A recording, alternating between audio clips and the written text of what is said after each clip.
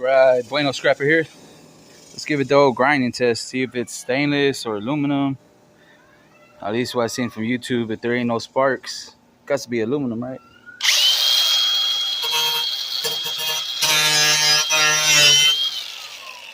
I didn't see no sparks. Yep, aluminum.